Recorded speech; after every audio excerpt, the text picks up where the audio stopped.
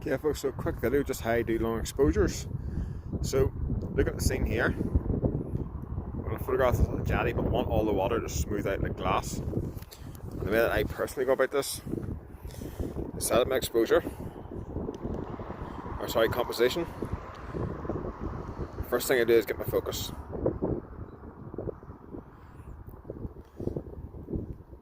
I'm also going to dial in my aperture so I can get lots of depth of field. So I want as much focus here as I can. So we're going to go all the way down here, f16. Focus in the corner of the pier.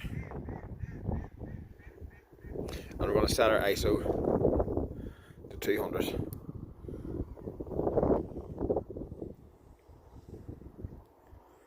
Okay.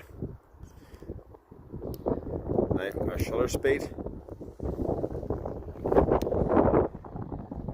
We're actually going to put an ND filter on, so sitting right now, to get a proper exposure, we would need a shutter speed of a 30th of a second. So we're going to put on a 10 stop ND and make this exposure a lot longer and hopefully smooth all this water out. Because basically the longer the shutter goes for, it captures the movement in the water, and then as it tries to evaluate all that, it actually smooths it out in the total photograph. So I'll just get the ND on and then I'll come back to you. Okay, so as I screw the ND on here, sorry, it was quite hard to see. I'm trying to do this. You see instantly the screen gets very dark.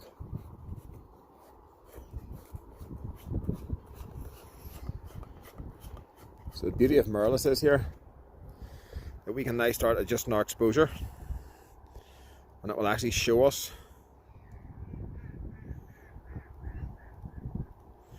See my shutter speed moving there. See our exposure coming back. Our light meter on the side here, saying we're getting close. So with a 10 stop ND on at the minute, we are actually at 15 seconds of an exposure. So I've already pre-focused, so I'm going to turn in the manual so I don't need to focus again.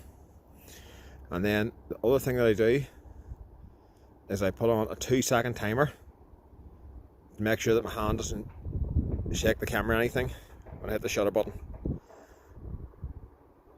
So we've got 15 seconds of exposure. Our ISO's at the lowest I can go on this camera is 200. I'm shooting with the X-T2 today and the 23mm f2.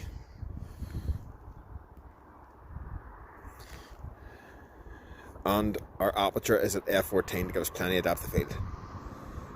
So let's see how this goes.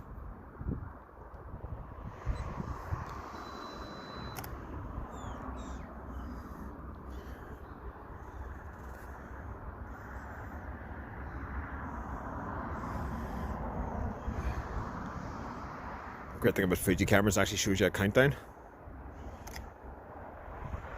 Now if we just go and review this image, there we go. All the water smoothed out.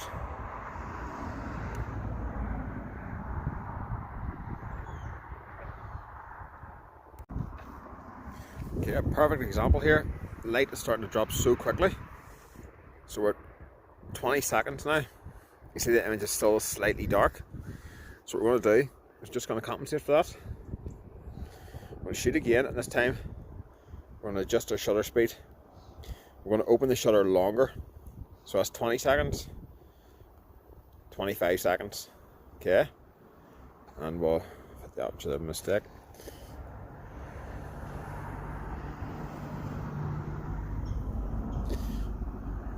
Even go to 30 seconds and we'll try that. Is that okay? So just imagine we're waiting now 30 seconds and see what way the exposure turns out. Incidentally, a quick note: you have a tripod with a hook under the main shaft in the centre. Hang your camera bag on it. It steadies your tripod tremendously well, especially for things like this. Because obviously any micro movements at all can cause a shake in your image when you're doing long exposures. So this is definitely the best practice.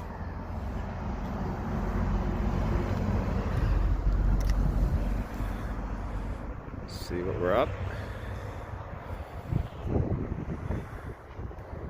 There we go.